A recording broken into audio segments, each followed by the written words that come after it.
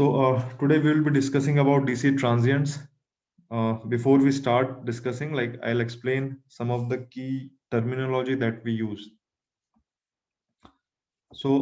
अभी तक हम लोग जो पढ़ रहे थे, हम लोग ऐसे सर्किट्स के बारे में पढ़ रहे थे which consisted of the sources of power, either independent or dependent or both, and resistances only, right?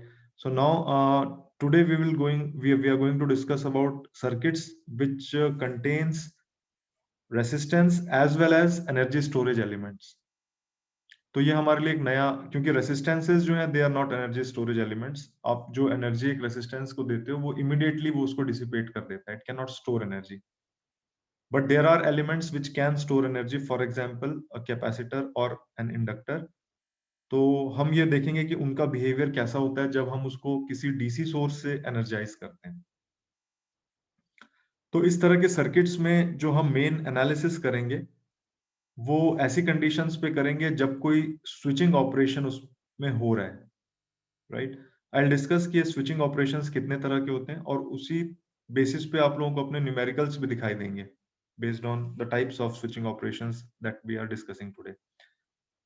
और इस तरह के सर्किट्स में हम ये भी देखेंगे कि जो इक्वेशंस बनेंगी they will be differential equations and that will impart certain characteristics to these circuits, right? So ये मेन 3 पॉइंट्स पहले मैं डिस्कस करूंगा and then we'll go forward to solving those circuits.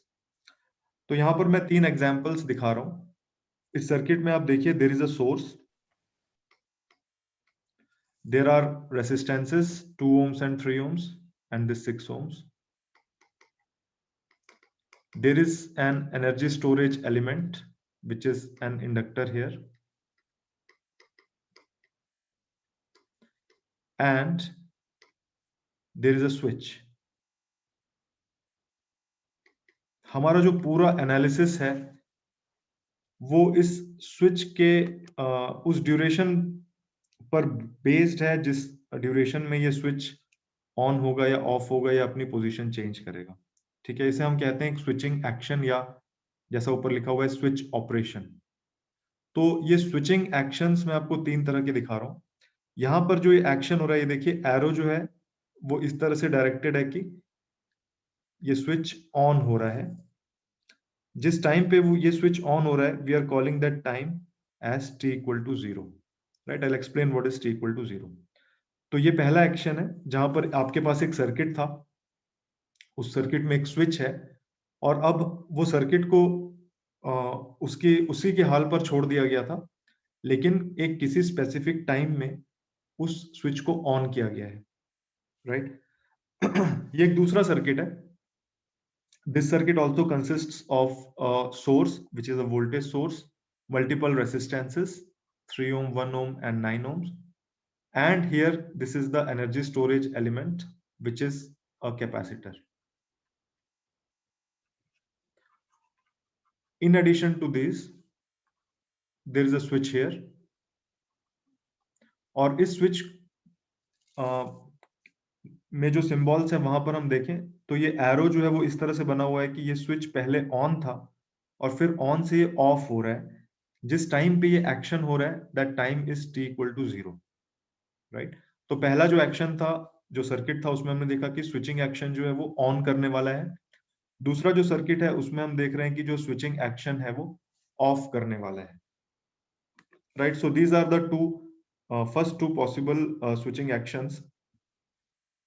और अगर आपका दिन खराब हो और एग्जाम में जो क्वेश्चन आना हो वो इस तरह का है कि जिसमें ना स्विचिंग एक्शन में ना ऑन हो रहा है ना ऑफ हो रहा है, लेकिन वो स्विचिंग एक्शन इस तरह से है कि वो एक पोजीशन से दूसरी पोजीशन में जा रहा है स्विच, राइट? सो ये जो थर्ड केस है वो मैंने यहाँ पर नीचे शो किया है. So here you have a source 24 volt and another source of 30 volts. You have multiple resistances and you have an energy storage component which is a capacitor here. अब ये सर्किट किस तरह का है? ये सर्किट इस तरह का है कि इस स्विच को हमने इस पोजीशन A से कनेक्ट किया था, तो एक स्पेसिफिक पाथ था करंट का जो इससे फुलफिल हो रहा था. और फिर इसको इसी हाल पे छोड़ दिया गया था बहुत टाइम तक। ये क्यों जरूरी है बताना कि इसको बहुत देर तक छोड़ दिया गया था, वो हम डिस्कस करेंगे जब हम वेवफॉर्म्स देखेंगे अलग अलग तरह की। फिर हमने क्या किया, एक कोई स्पेसिफिक टाइम है t इक्वल टू 0 जिसमें हमने स्विच की पोजीशन चेंज करी a से b की तरफ, right? So you are changing the position of a switch here. This is the switching action that is taking place here. So these are the three typical uh, switching actions that you can see. The first one, uh, a switch was off and it is being turned on. दूसरा case, it was on and it is being turned off. और third case जो है, when you are changing the position of the switch, right? So these are the three conditions. Now ये जो t equal to 0 है, yes, sir एक बार दोबारा repeat कर दो, एक्चुअली मेरे नेटवर्क इशू आ रहा था। okay. I have discussed three switching operations. तीन तरह की possibilities हैं switching operation में किसी भी सर्किट में। पहली है जो possibility है कि स्विच को हम ऑन कर रहे हैं, राइट? दूसरी जो possibility है वो ये है कि हम स्विच को ऑफ कर रहे हैं, वो ऑन था पहले। और तीसरी possibility है we are changing the position of the switch. These are the three possibilities of the switching action। जो ये मैंने सेकेंड पॉइंट यहां पर लिखा है कि operating condition is changed by the switch operation, है ना? तो हमने सर्किट में कुछ डिस्टरबेंस क्रिएट किया है बाय दिस स्विचिंग एक्शन। सो इसमें कुछ टिपिकल टर्मिनोलॉजीज हैं जो हम यूज करते हैं। ये जो बार बार हम t इक्वल टू 0 लिख रहे हैं, इसको हम कहते हैं रेफरेंस टाइम। ये वो वाला टाइम है जहां से हम उस सर्किट को अब ऑब्जर्व करना स्टार्ट करेंगे after the switching action has been done, right? तो जिस टाइम पे कोई स्विचिंग एक्शन हो रहा है उसको हम कहते हैं रेफरेंस टाइम। रेफरेंस टाइम से जस्ट पहले जो टाइम होता है we call it t equal to 0 minus, right? So this is the time just before the switching action.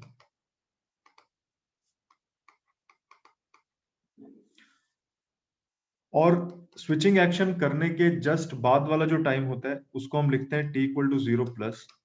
So this is the time just after the switching action.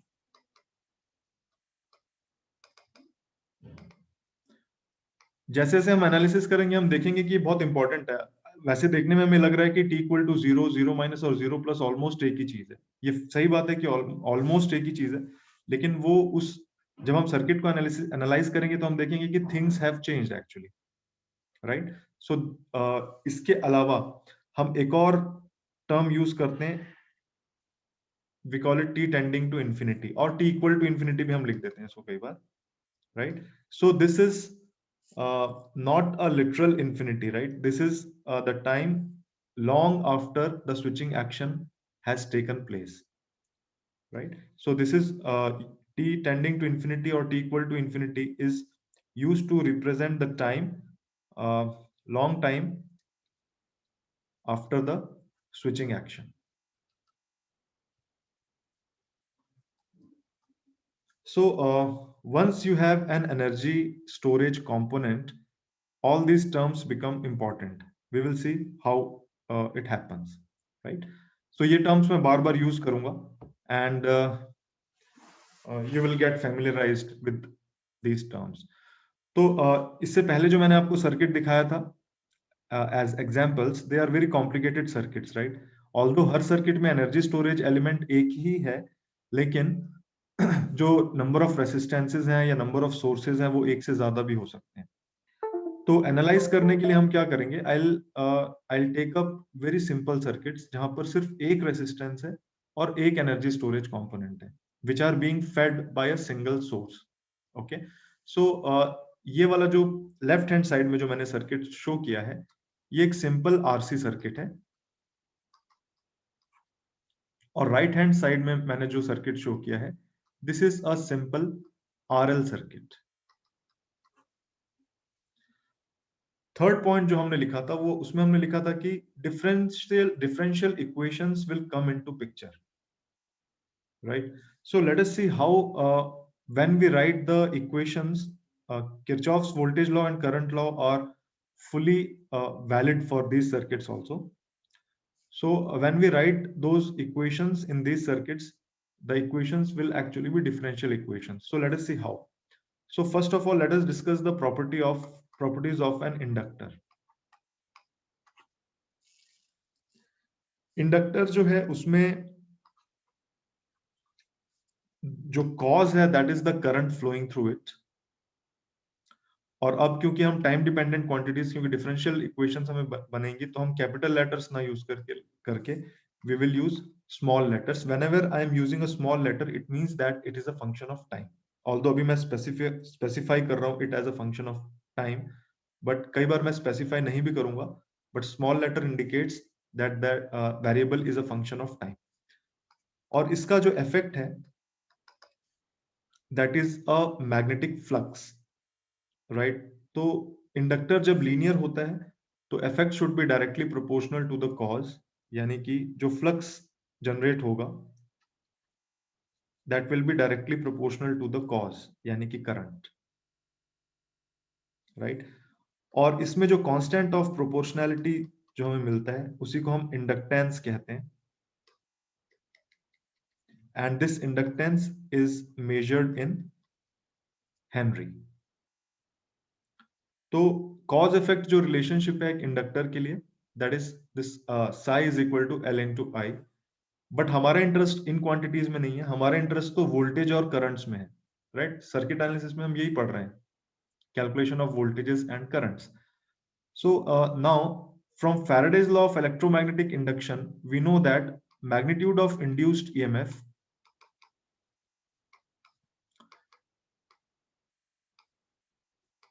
Faraday's law of electromagnetic induction says that if you have a conductor and a magnetic flux is cutting that conductor, then an EMF will be induced, right? तो हमने inductor बनाने के लिए हमने क्या किया, हमने बहुत सारी कॉइल्स ली और उनकी हेल्प से एक वाइंडिंग बनाई। This is how you represent an inductor.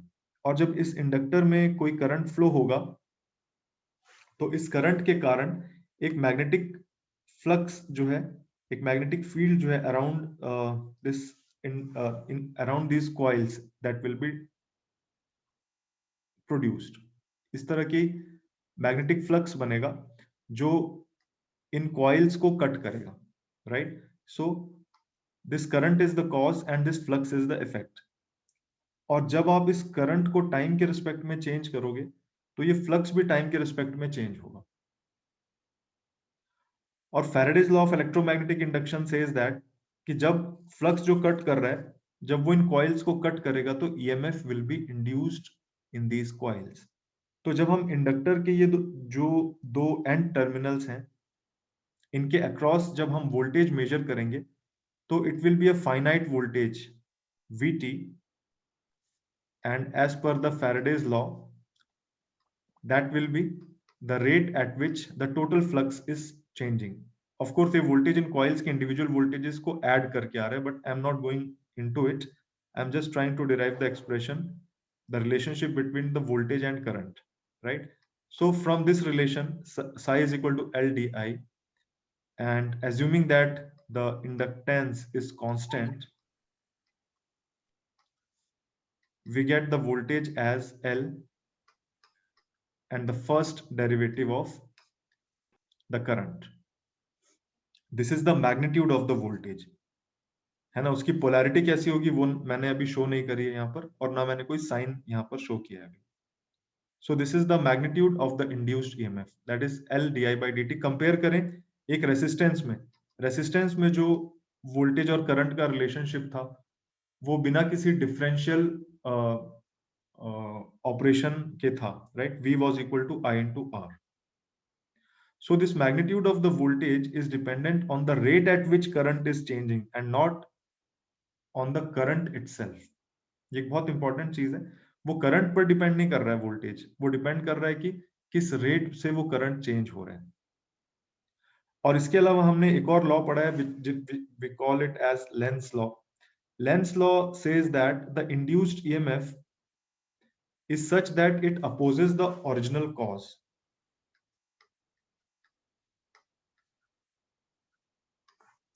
जो ईएमएफ इंड्यूस हो रहा है वो ओरिजिनल कॉज को अपोज करेगा. अलग अलग एप्लीकेशंस में हम देखेंगे कि ओरिजिनल कॉजेस अलग अलग हो सकते हैं. एक जनरेटर के केस में ओरिजिनल कॉज अलग होगा, मोटर के केस में अलग होगा, और एक ट्रांसफार्मर के केस में अलग होगा. हम अलग अलग ढंग से लेंस लॉ को अप्लाई करते हैं. यहाँ पर just to for the sake of completion of this topic, ये हमारे लिए अभी एज ऑफ नाउ इंपॉर्टेंट नहीं है, still I am completing it. अगर हमारे पास ये इंडक्टेंस है L, इसके दो टर्मिनल्स है, late us say A and B. First case में current is flowing from A to B, और सेकंड केस में भी current is flowing from A to B. अब ये करंट में जब चेंज होगा तो EMF इंड्यूस होगा across A and B, right. Now we are seeing how to determine the polarity of that voltage. So Lenz law states that the induced EMF will be such that it will oppose the original cause. तो पहले case में let us say that this current was increasing, यानी current A से B की तरफ है लेकिन वो टाइम के साथ इंक्रीज हो रहा है. और दूसरे केस में let us say कि करंट although A से B की तरफ है but it is decreasing. तो इन दोनों केसेस में जो EMF इंड्यूस हो रहा है उसकी polarity will be different. First case में क्या होगा, जो करंट है वो लेफ्ट टू राइट है बट उसका नेचर इंक्रीज होने का है.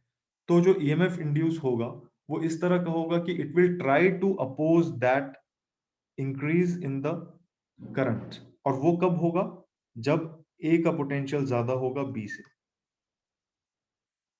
ठीक है, ये जो करंट में इंक्रीज हो रहा है ये उसको रोकने की कोशिश कर रहा है. इस तरह का पोटेंशियल डिफरेंस यहां पर बनेगा.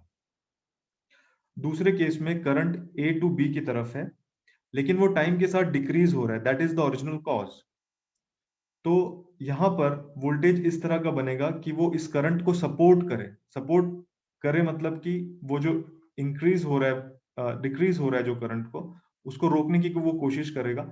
यानी कि b should be at higher potential with respect to a. तो फर्स्ट केस और सेकंड केस में सेम इंडक्टर है, सेम डायरेक्शन ऑफ करंट है, लेकिन based on di by dt the polarity of the voltage will be decided. ठीक है, लेकिन अभी हमारा मेन कंसर्न है magnitude of the voltage. So magnitude of the voltage is equal to L di by dt. Now sir yes, लेकिन पिछली slide पर जाना. दिस वन, करंट तो हाई पोटेंशियल से लो पोटेंशियल पे जाएगा ना. वो सिर्फ रेजिस्टेंस में होता है कि natural flow of current is from a point of higher potential to lower potential.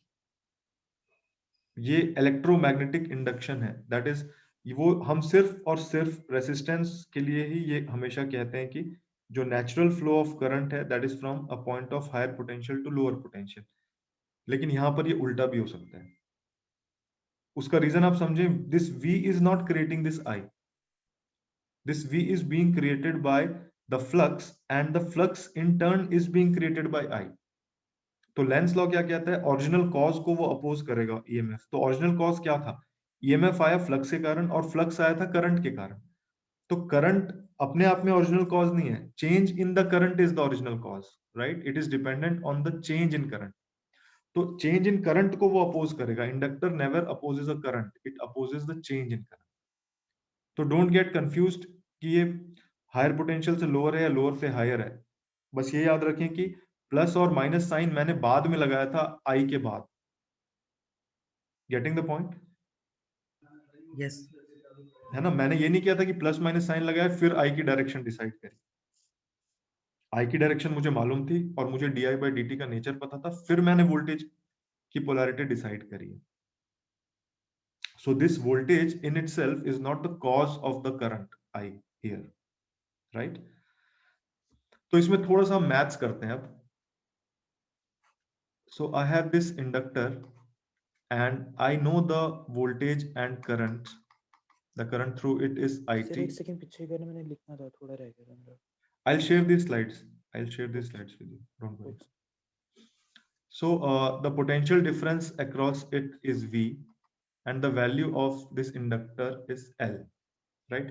तो यहाँ पर मैं subscripts use कर रहा हूँ clarity के लिए. ये current through the inductor है इसलिए मैंने इसको IL कहा. Voltage across the inductor है इसलिए मैंने इसको VL कहा. इनको हम terminal values कहते हैं because voltages and currents are measured at the terminals. They can be measured at the terminals. और इनके बीच में यहाँ पर magnitude के terms में जो relationship है वो ये है कि VL is equal to L di by dt. ये हमें याद रखना है, ठीक है ना? Now I am interested to find out the current and more appropriately what happens when there is a change in voltage. ठीक है, तो यहां से मुझे ये दिखेगा कि di by dt will be equal to V by L and this current can be calculated as the integral of the voltage. Integration में हमने पढ़ा है कि जो जब हम इंटीग्रेट करते हैं किसी फंक्शन को तो basically we are finding out the area under the curve which is being made by that variable. तो मैंने यहाँ पर एक्स एक्सिस में लिया t और y एक्सिस में I am showing the voltage और मैं ये कोई आर्बिट्ररी सा मैंने कर्व बना दिया है. तो यानी जो वोल्टेज है across the inductor it is varying like this.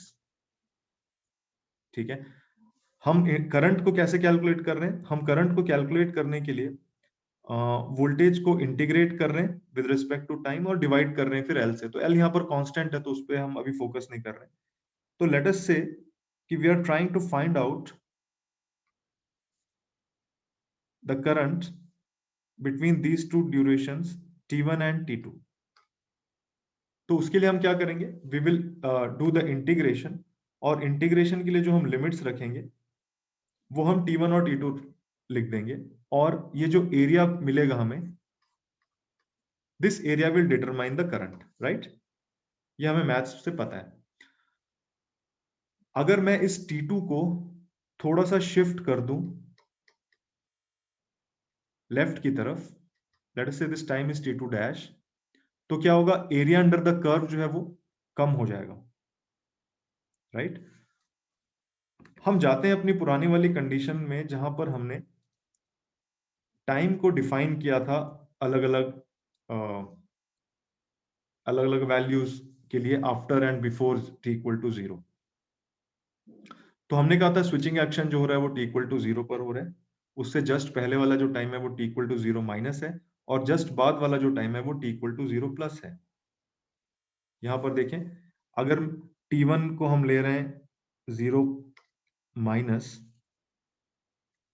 तो ये कोई एक रेफरेंस टाइम था, वो भी मैं यहां पर बना रहा हूं, जो कि t इक्वल टू 0 था. उससे जस्ट पहले वाला टाइम है 0 माइनस और इसके जस्ट बाद वाला जो टाइम है उसको I am calling t equal to 0 plus.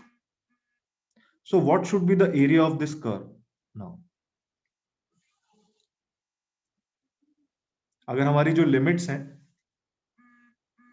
अगर हमारी लिमिट्स हैं t इक्वल टू 0 माइनस और t इक्वल टू 0 प्लस, तो what will be the value, what will be the area under this curve? VL dt. No, what will be the value?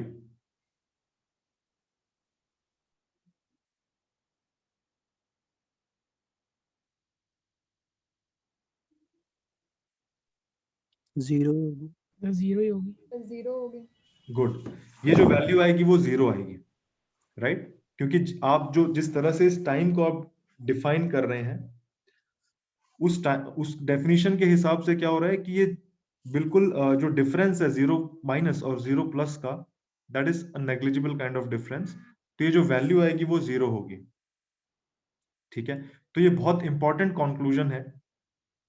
इससे हम ये conclude करते हैं कि the current through an inductor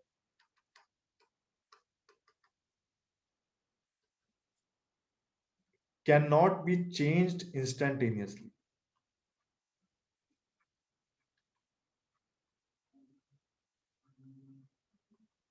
इंस्टैंटेनियसली मतलब क्या, इसका मतलब क्या है? इसका मतलब है कि हमने जैसे ही वो स्विचिंग एक्शन लिया था, उससे जस्ट पहले जो भी करंट फ्लो हो रहा था, जस्ट बाद भी वही करंट फ्लो होगा। You can not change the current instantaneously. जब मैं यहाँ पर ये कैलकुलेशंस कर रहा हूँ, जब मैं यहाँ पर जो लिमिट्स पुट कर रहा हूँ, तो basically I am calculating the change that is taking place. So that change just before the switching action and just after the switching action is coming out to be zero, which means that you cannot change the current through an inductor instantaneously. बहुत special case में ये value zero नहीं आएगी, जब voltage की value infinity हो, that is the only case. लेकिन वो प्रैक्टिकली वो हमारे लिए ऐसी सिचुएशन आएगी नहीं। ठीक है, तो हमें यहाँ पर क्या याद रखना है? हमें ये याद रखना है कि अगर हमारे पास कोई इंडक्टर है जिसमें जीरो माइनस का करंट आई नॉट था, और आप ये इंडक्टर किसी सर्किट में जुड़ा हुआ था, आपने कोई स्विचिंग एक्शन ले लिया उस सर्किट में, तो स्विचिंग एक्शन के जस्ट बाद जब आप करंट को देखोगे, तभी भी वो करंट आई नॉट ही रहेगा, इट विल नॉट चेंज। अब इसका रीजन क्या है, क्यों नहीं चेंज हो रहा है? क्योंकि ये तो मैंने मैथ से बता दिया।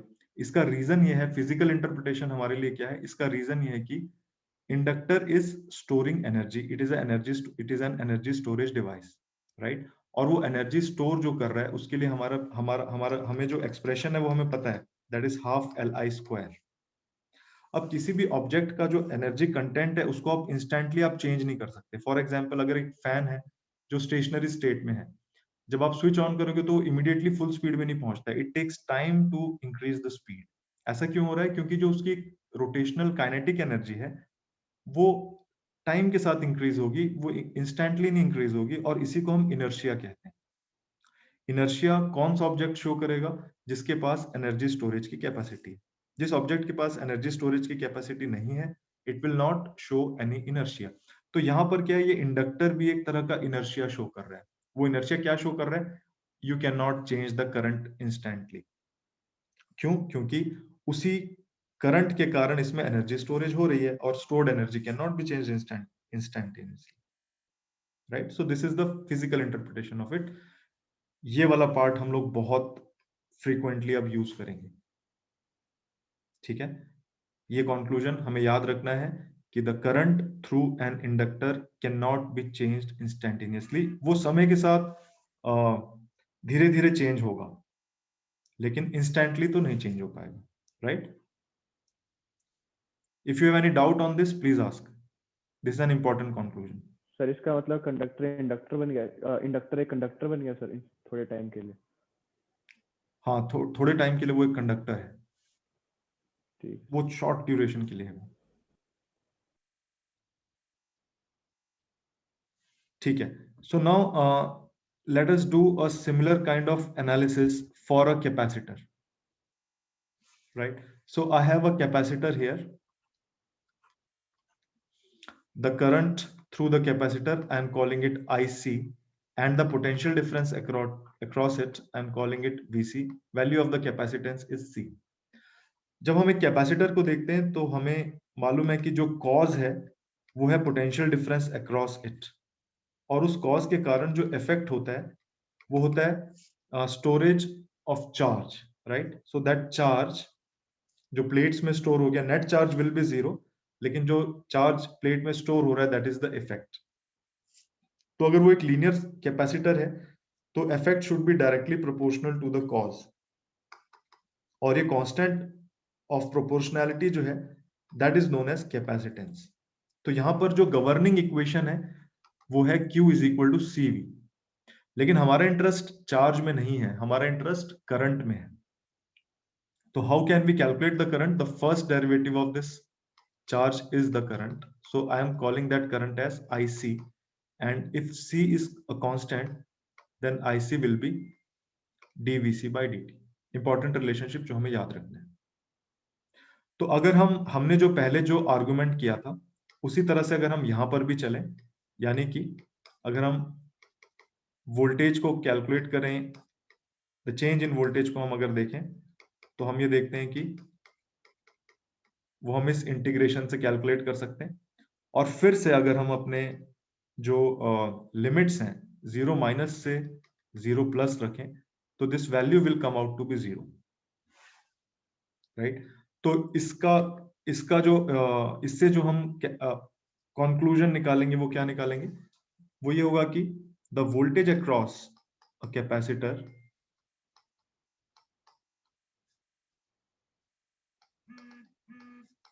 Can not be changed instantaneously. वो टाइम के साथ तो चेंज हो जाएगा, लेकिन इमीडिएटली अगर आप चेंज करना चाहोगे तो वो चेंज नहीं होगा। फिजिकली इसका मतलब क्या हुआ, फिजिकली इसका मतलब हुआ कि जो एनर्जी स्टोर्ड है वो हम कैसे कैलकुलेट करते हैं, half C V square, right. और फिर से वही लॉजिक, क्योंकि आप एनर्जी कंटेंट को इंस्टेंटली आप चेंज नहीं कर सकते, तो यहां पर it is reflected in terms of the potential difference across it. तो आप कितना भी करंट इसके थ्रू पुश कर दें, जो पोटेंशियल डिफरेंस होगा वो इमीडिएटली नहीं चेंज होगा, it will take time to change. और ये वाला जो फीचर है दोनों इंडक्टर का और कैपेसिटर का, वो हम बहुत अच्छी तरह से एक्सप्लॉइट करते हैं डिफरेंट एप्लीकेशंस के लिए। ये हमें डेली लाइफ में भी इनके कुछ कॉन्सिक्वेंसेस दिखाई देते हैं। फॉर एग्जांपल, हमारे पास कोई सर्किट है, हमने स्विच को ऑफ किया तो उस स्विच के अंदर हमें एक स्पार्किंग दिखाई देती है। वो स्पार्किंग हमें क्यों दिखाई दे रही है, वो स्पार्किंग हमें इसलिए दिखाई दे रही है क्योंकि मान लो एक फैन चल रहा था, तो फैन जो है वो उसका नेचर जो है वो एक इंडक्टिव नेचर है, और यहाँ पर एक स्विच था और इससे कुछ करंट फ्लो हो रहा था। आपने क्या किया, जैसे ही स्विच को ऑफ कर दिया तो आपने बेसिकली क्या कर दिया, करंट को सडनली जीरो कर दिया है। D i by d T is very very large now, right. तो जैसे आपने सडनली करंट को जीरो कर दिया तो ये इंडक्टर उसके बदले में क्या करेगा, it will generate huge amount of voltage. जो ह्यूज अमाउंट ऑफ वोल्टेज है वो स्विच के जो दो टर्मिनल्स के बीच के जो एयर है उसको ब्रेक डाउन कर देगा, इट विल बिकम आयनाइज्ड, और उसके कारण हमें एक स्पार्क दिखाई देगा वहां। ठीक है। सो एक बार फिर एक्सप्लेन कर दो कि ये वाला पॉइंट जो नेटवर्क एरर का था। ये इंडक्टर का जो मैंने अभी बताया, सर अभी जिसमें D i by d T is greater than 0 हो गया था सर, बहुत ज्यादा। हाँ। तो इसको अगर हम क्लोजली देखें ना तो ये देखो, ये ऐसा था कि एक कंडक्टर है, ये स्विच था विच वाज ऑन, और इस तरफ जो था ये एक इंडक्टिव सर्किट था, ठीक है। और यहाँ पर कोई करंट फ्लो हो रहा था, लेट अस से ये एक साइनसॉइडल करंट होगा, क्योंकि मैं घर के सर्किट का एग्जांपल दे रहा हूँ। तो लेट अस से किसी इंस्टेंट ऑफ टाइम पर ये 5 एम्पियर्स था और हमने डिसाइड किया कि हमें ये स्विच को ऑफ करना है, तो आपने स्विच को ऑफ कर दिया, राइट। अब इस करंट के पास फ्लो होने के लिए कोई पाथ नहीं है। सो पहले जो करंट था वो 5 एम्पियर्स था, बाद में जो करंट हो गया वो कितना हो गया, 0 हो गया। अगर मैं D i by d T को लिखूं delta I by delta T, so I can write it as I2 minus I1 by let us say T2 minus T1। तो ये जो स्विचिंग एक्शन आपने लिया ऑलमोस्ट 0 टाइम में ले लिया, राइट। सडनली ऑफ हो गया, और जो चेंज इन करंट आया वो 5 एम्पियर्स का आया मैग्नीट्यूड, और जो टाइम आपको लगा वो ऑलमोस्ट 0 टाइम था, इमीडिएटली आपने ये ऑफ किया है। तो ये जो d i by d t है, it will be a large value now, और इंडक्टर के अक्रॉस जो वोल्टेज बनेगा वो क्या है, l d i by d t है। तो whatever may be the value of inductor, ये d i by d t बहुत लार्ज था, तो इसके अक्रॉस पोटेंशियल डिफरेंस जो है वो huge amount of potential difference generate होगा जब आपने सडनली स्विच को ऑफ कर दिया। अब ये जो huge amount of potential difference है, अब उसके कारण क्या होगा, यहाँ पर जो ये गैप था ये हवा के कारण था, एयर गैप था। तो huge amount of potential difference, ये इसके कारण क्या होगा, ये वाला जो एयर है इस पोर्शन में that will get ionized. Ionize होगा तो वो जो करंट अपना पाथ सडनली यहां से कंप्लीट कर लेगा थ्रू द एयर, इसलिए आपको एक छोटे से इंस्टेंट के लिए स्पार्क दिखाई देगा और फिर वो बंद हो जाएगा, राइट। तो ये उसी चीज का रिफ्लेक्शन है कि current can not be changed instantaneously through an inductor, and voltage cannot be changed instantaneously through a capacitor। तो हमारे लिए एज इंजीनियर्स हमारे लिए इसका मतलब क्या है? हमारे लिए इसका मतलब है कि हमें कहां पर फोकस करना है।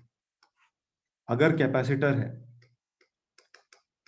तो फोकस करो उसके वोल्टेज पर, क्योंकि उस चीज को चेंज नहीं किया जा सकता तुरंत। और अगर इंडक्टर है तो फोकस करो उसके करंट पर। ये सबसे की पॉइंट है जो हमें ध्यान रखना है ट्रांजिएंट सर्किट से डील करते टाइम। ठीक है, so I hope you remember this conclusion.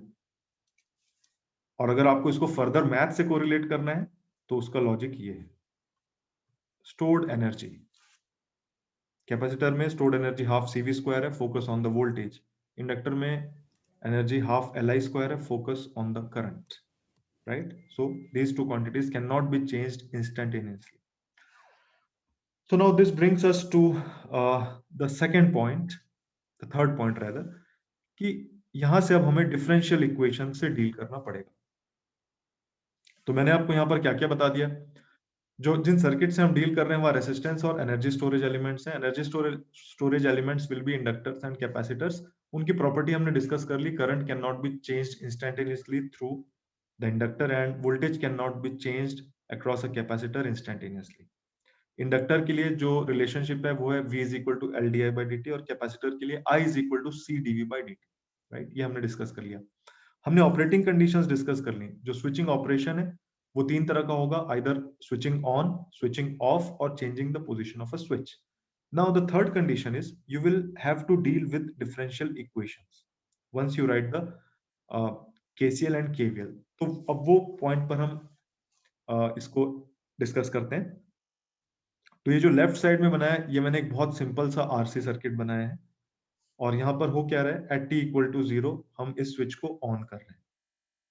ठीक है, now before this switching action यानी कि t लेस देन 0 पे circuit this capacitor was D energised. हम ये मान के चल रहे हैं कि इस सर्किट के पास इस कैपेसिटर के पास कोई एनर्जी नहीं थी। उसका मतलब क्या हुआ? उसका मतलब ये हुआ कि उस कैपेसिटर का वोल्टेज कितना था? 0 था, राइट?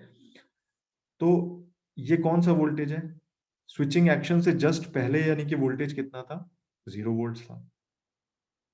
नाउ स्विचिंग एक्शन के जस्ट बाद अभी अभी हमने क्या पढ़ा? Voltage can not be changed instantaneously. तो स्विचिंग एक्शन के जस्ट बाद यानी V इक्वल टू 0 प्लस पे भी वोल्टेज कितना होना चाहिए? 0 ही होना चाहिए, क्योंकि आप उसको इंस्टेंटेनियसली चेंज नहीं कर पाओगे। ठीक है, तो अब उस एक्शन के बाद ये स्विच जब ऑन हो जाएगा तो यहां से कोई करंट फ्लो होने लगेगा। Let us call it I. So now I'll write the KVL equation. The equation will be minus Vs. Vs is a constant here. Plus small I is a variable, I into R. Plus the potential difference across the capacitor. तो हमें capacitor के लिए equations पता है। I is equal to C dV by dt. Right? This is the equation. तो potential difference कितना होगा? 1 by C integral of I dt.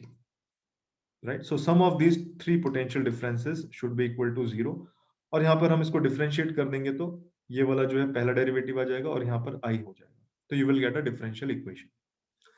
Second वाले केस में सेकेंड वाले केस में भी हम इसी लॉजिक से चलें। अगर इंडक्टर डी एनर्जाइज था तो इंडक्टर का जो करंट है before the switching action it was 0 amperes. आपने जैसे ही स्विच ऑन करा तो वो करंट कितना होना चाहिए? 0 ही रहना चाहिए, because it can not B change instantaneously. और फिर से हम जब इसके ये जब ऑन हो गया इसके लिए जब इक्वेशन लिखेंगे तो it will B minus Vs plus I into R plus inductor के अक्रॉस जो वोल्टेज है हमें उसका फॉर्मूला पता है, that is L di by dt. So this will be L di by dt and this will be equal to 0. So this is a differential equation. So we will be dealing with differential equations now. Now अरे पहले वाले को Q की form में नहीं बना सकते थे? बना सकते थे, बिल्कुल बना सकते थे, लेकिन हम एज इंजीनियर हमारा इंटरेस्ट Q में नहीं, हमारा इंटरेस्ट I और V में होता है, because they can be easily measured. Charge को आप इजीली मेजर नहीं कर पाओगे, वोल्टेज करंट को आप बहुत इजीली मेजर कर पाओगे, बट अच्छा। मैथ्स के पॉइंट ऑफ व्यू से yes you can write the equation in that form. So अब जो हमारा टारगेट है वो ये है कि इन इक्वेशंस को सॉल्व करना और फिर उनसे फिजिकल इंटरप्रिटेशन करना कि उसका मतलब क्या है. ठीक है, तो हमारे पास थोड़ा सा टाइम है, तो will discuss this part also. तो अभी तक हमने यहाँ तक देखा कि इस तरह के जो सर्किट्स होंगे उससे हमें डिफरेंशियल इक्वेशंस मिलेगी, which means that the circuit becomes dynamic. Dynamic का मतलब यह है कि the quantities, the physical quantities will now be dependent on time. जब हम वोल्टेज और करंट के लिए एक्सप्रेशंस निकालेंगे तो दे will be the functions of time, unlike जो हमने पहले रेसिस्टिव सर्किट्स में पढ़ रहे. तो अब ये टाइम के फंक्शंस होंगे, मतलब डायनामिक इक्वेशंस होंगे, डायनामिक वेरिएबल्स होंगे वो. तो अब केसीएल केवीएल इक्वेशंस जो था वो हमें अलजेब्राइक फॉर्म में ना मिलके डिफरेंशियल फॉर्म में मिलेगा. That is correct. उसके बाद जब आप एनालिसिस करोगे करंट्स और वोल्टेज का, तो आप देखोगे कि उसका कुछ पार्ट ट्रांजिएंट है, यानी कि टाइम के साथ इट इज चेंजिंग, और कुछ पार्ट कांस्टेंट है, it is not changing with respect to time. Transient response कुछ देर के लिए होता है, और स्टेडी स्टेट रिस्पांस एक उसके बाद वाला टाइम है जब चीजें स्टेबल हो गई हैं, स्टेडी हो गई. तो again like taking the example of the fan, अगर हम मान लो फैन की स्पीड को प्लॉट कर रहे हैं विद रिस्पेक्ट टू टाइम, तो क्या था कि मान लो रूम में वो फैन था, nobody was there in the room, और वो फैन ऑफ था, यानी जो स्पीड थी दैट वाज 0. ये कोई टाइम है, लेट अस से दिस इज एट 1 PM, जहां पर किसी ने डिसाइड किया कि अब मुझे गर्मी लग रही है, मुझे उस फैन को ऑन करना है, तो ये हमारे लिए रेफरेंस टाइम है एक्चुअली. फिर उसने एक स्पेसिफिक स्पीड रेगुलेटर को फिक्स करके ऑन कर दिया. तो होना क्या चाहिए, वो जो भी स्पीड थी, लेट अस से द स्पीड वाज 500 RPM, तो इस स्पीड पर फैन को आ जाना था, पर वो इमीडिएटली नहीं आता, it takes time to come to that speed, है ना, क्योंकि वो भी एक एनर्जी स्टोरेज एलिमेंट है. It takes time to change its energy, वहां पर वो एक रोटेशनल काइनेटिक एनर्जी है, इसलिए स्पीड विल टेक टाइम. तो फिर वो उस एक स्पेसिफिक स्पीड पर वो चलता रहेगा. तो जब आप उस पंखे का रिस्पॉन्स देख रहे हैं, रिस्पॉन्स मतलब जिस वेरिएबल को आप ऑब्जर्व कर रहे हैं, जो कि इस केस में it happens to be the speed, तो उसमें आप ये देख रहे हैं कि पहले तो ये बिल्कुल एक फिक्स वैल्यू थी, इट वाज नॉट चेंजिंग. थोड़े टाइम बाद ये फिर से दूसरी वैल्यू हो गई, इसे हम कहते हैं स्टेडी स्टेट, और इसको भी हम कहते हैं स्टेडी स्टेट. स्टेडी है वो, लेकिन पहली वाली स्टेडी स्टेट कुछ अलग थी, जहां पर स्पीड 0 थी. दूसरी वाली स्टेडी स्टेट कुछ अलग है, वहां पर स्पीड 500 RPM है. एक स्टेट से दूसरे स्टेडी स्टेट में जाने के बीच का जो टाइम है, ये वाला टाइम जब पंखे की स्पीड की वैल्यू चेंज हो रही है, इसी को हम कहते हैं ट्रांजिएंट स्टेट.